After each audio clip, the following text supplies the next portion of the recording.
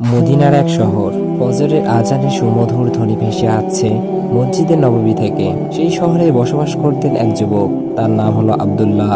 বয়স মাত্র 22, কিন্তু তার অন্তরে ছিল আল্লাহর ভয় এবং রাসূলুল্লাহ সাল্লাল্লাহু আলাইহি সাল্লামের সুন্নাহ অনুসারে গভীর আকাঙ্ক্ষা। রমজান মাস শুরু হয়েছে। চাঁদ দেখার পর থেকেই আব্দুল্লাহর হৃদয় ভরে উঠছে এক অদ্ভুত প্রশান্তিতে। সে মনে মনে পড়ছিল আল্লাহর সেই বাণী, যার অর্থ, হে ঈমানদারগণ, তোমাদের উপর রোজা ফরজ করা হয়েছে, যেমন ফরজ করা হয়েছিল তোমাদের পূর্ববর্তীদের উপর, যাতে তোমরা তাকওয়া অর্জন করতে পারো। সূরা আল বাকারা আয়াত 183। রমজান মাসের সেহরির বরকত। প্রতিদিন সে শেষ রাতে উঠে সেহরি খেত, কারণ সে জানত রাসূলুল্লাহ সাল্লাল্লাহু আলাইহি সাল্লাম বলেছেন, সেহরি খাও, কেননা সেহরিতে বরকত রয়েছে। সহিহ বুখারী ও মুসলিম। সেহরির পর সে তাহাজ্জুদের নামাজ আদায় করত এবং আল্লাহর কাছে কান্নায় ভেঙে পড়ত। সে জানত আল্লাহ তাআলা বলেন, রাতের শেষ প্রহরে তার সকল বান্দাদেরকে ক্ষমা করে দেয়া হয়। সূরা আজ-জারিয়াত আয়াত 18। সালাত ও কোরআনের প্রতি যত্ন। ফজরের সালাত জামাতে আদায় করে আব্দুল্লাহ মসজিদে বসে কোরআন তেলাওয়াত করত। সে বিশ্বাস করত রমজান মাস, যে মাসে কোরআন নাজিল হয়েছে, মানব জাতির জন্য হেদায়েত স্বরূপ। সূরা আল বাকারা আয়াত 185। রাসূলুল্লাহ সাল্লাল্লাহু আলাইহি সাল্লাম বলেছেন, যে ব্যক্তি ঈমান ও সওয়াবের আশায় রমজানে রোজা রাখে, তার পূর্ববর্তী গুনাহসমূহ মাফ করে দেয়া হয়। এই হাদিসগুলো তার অন্তরে শক্তি যোগাতো।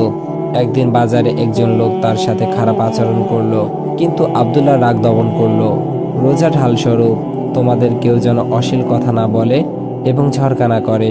যদি কেউ তাকে গালি দেয় বা ঝরকা করে, তবে সে যেন বলে, আমি রোজাদার। সহিহ বুখারী। সে নীরবে বলল, আমি রোজাদার। রমজান মাসে দান ও সাদগা।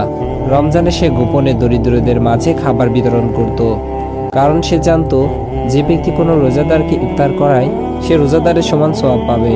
আল্লাহ তাআলা বলেন, তোমরা যা কিছু ভালো কাজে ব্যয় করবে, আল্লাহ তা জানেন। সূরা আল বাকারা আয়াত 273। তারাবি ও লাইলাতুল কদর।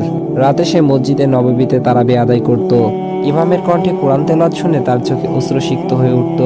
সে জানত যে ব্যক্তি ঈমান ও সওয়াবের আশায় রমজানের রাতগুলো কায়েম করে, তার পূর্বের গুনাহ ক্ষমা করা হয়। সহিহ বুখারী।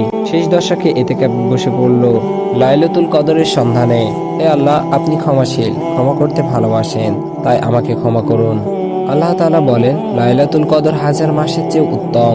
রমজান শেষে ঈদের সকালে আব্দুল্লাহ অনুভব করলো তার অন্তর বদলে গেছে। সে শুধু না খেয়ে থাকা শেখেনি, বরং শিখেছে তাকওয়া, ধৈর্য ও নম্রতা ও আল্লাহর নৈকট্য।